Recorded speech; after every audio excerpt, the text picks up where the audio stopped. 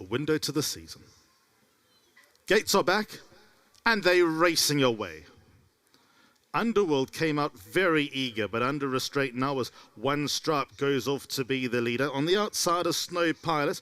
He's right in there in the early stages. He's going to go across and be in front at the corner of the track, and he's setting a good gallop. So it's Snow Pilot, the leader by about 3 lengths. Over One Stripe, who races in second. Zumi is third. Underworld is fourth. Talk to the Masters off the bridle. The back of the field, more than 8 lengths off the leader, possibly double figures off the leader from first to last as they head down the side of the track. 800 metres left to run. Snow Pilot is doing it hard. He's up in front. He's the leader by about 6 lengths. Over One Stripe in second. Then 2 lengths away to Zumi and Underworld. They race together. Talk to the Master. Races at the end of the field. He's been last throughout, and now there's nearly a dozen lengths in it, and it's Snow Pilot the leader by 6 lengths at the top of the straight. In second place is One Stripe, the orange and blue colours, and he's the one that's got his sights on the leader. Then comes Underworld, the black cap at the inside, with Zumi being asked to run. That leaves Talk to the Master at the end of the field. 350 left to go. Snow Pilot still in front. He's still being kept together. He's still the leader by 3. One Stripe, though, is in hot pursuit. Few lengths away, Talk to the Master.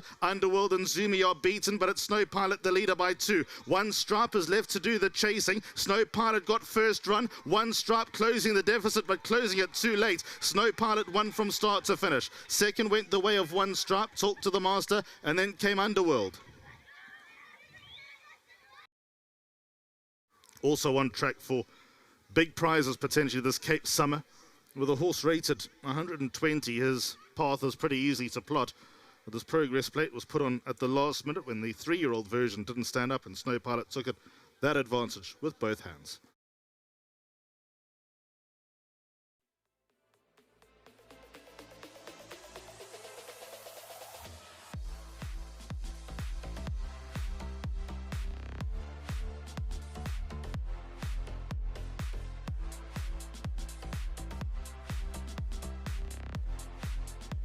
Number 7, Snow Pilot. He was playful in the ring. He was playful going down to the start, and beautifully zealous in the race. And most certainly one thing we can confirm is he'll be much fitter for that run.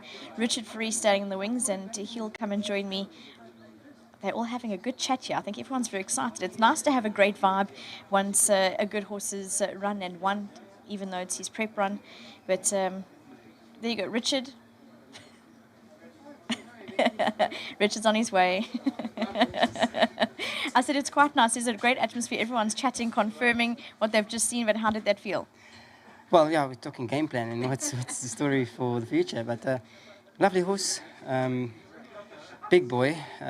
So I worked him last week, and I was like, "Yo, Justin, he's on the heavy side. There's a lot of animal. Obviously, he's a colt and he's a Lancaster bomber, so he's definitely going to be going to stud and keep going with the name." But yeah, I didn't know what to expect. When I rode him in at Grable in the Guineas, he jumped out and he took me there, and you sort of just let him run along, and he hung quite badly to the inside rail that day, and he had like an awkward stride, and I think he finished off third. So I think if he runs straight that day, he probably wins the Guineas, beating Kroon with Envy and horses like that. And he's a better horse in Cape Town. Came back.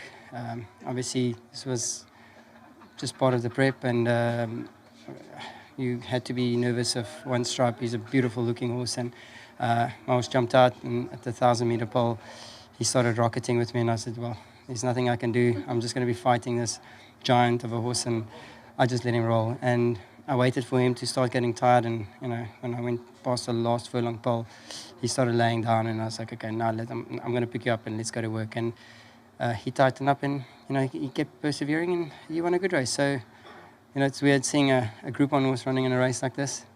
He was so well weighted. Well done to Team Snaith. They did a great job as always, and to Mrs. Rupert and their family and the team. Lovely horse. Hopefully one day he'll definitely be on the farm making beautiful horses for us. And also to my sponsors at Richmond for their support. Thank you very much. Richard, how much did he need the run? I think you can ask Justin that. He knows exactly what's going on with the horse. Well, smooth. Well done. Thank you. Richard's dodging the question. We'll ask Justin Snaith how much he needed that. We could see, though, in the last bit that he needed that gallop. But Justin, he's so wonderfully playful. I know we had a discussion about his Durban run that Richard's also brought up. When you see him move, he doesn't only cover the ground, but it's with power. He's a beautiful individual. There's just so much power there. He was 18 kilos overweight. So I knew there would be a point in the race that he'll need to take a big breath. And about 200 out, he took a big breath, and then Richard gathered him again and got him going. But he's just a beautiful individual. Not often I feel a little pressure from the farm about a horse, and this is one of them. I know Gaynor loves him. He's such a beautiful individual. So I always feel that we need to ensure we have some good results because he's just so beautifully bred. The mother was a superstar. The whole family, she's turned out to be a fantastic broodmare as well, and very, very nice just to win this race. Yes, he's waited to win the race, but at the same time, he's just so underdone. He'll come on a lot from this. And all credit to the second and third horse. They game, and at the weights they had it all to do, but they'll come on and have their fun against their own age group, and I'm sure they'll dominate there, but not today. Today's Snow Pilot's day, and he deserves it. Justin, how much did he need the run? Just asking you when he came back. Obviously, we could see in the race, but blowing and recovery-wise? Funny enough, he recovered very quickly, but that's because he's just so tough. You know, he's bred here in South Africa. He's a hard knocker. It's like when I played paddle against Grant, and I thought, now I've got this game. You know, carrying a bit of condition, but wily and tough as nails. So don't ever judge a book by its cover. There's always a natural talent there, which is certainly this horse has. Brilliant. Good luck, Justin. Great, thank you. We all thoroughly enjoyed watching that win, and I'm sure someone that also did was Mrs. Rupert. I'm going to speak to Kevin Somerville once again, and it's lovely interviewing you about such brilliant horses like this, Kevin. Yeah, listen, Vicky, obviously congratulations to Gaynor. He's a Cape Guineas winner, and things didn't really go well for him in the KZN season. He lugged in badly in the KZN Guineas and, got very close to winning that race. But, Justin says he's a different horse down in the Cape, so it's lovely to come back. And he's got a nice record at Durbanville, and he won that really well. That was impressive.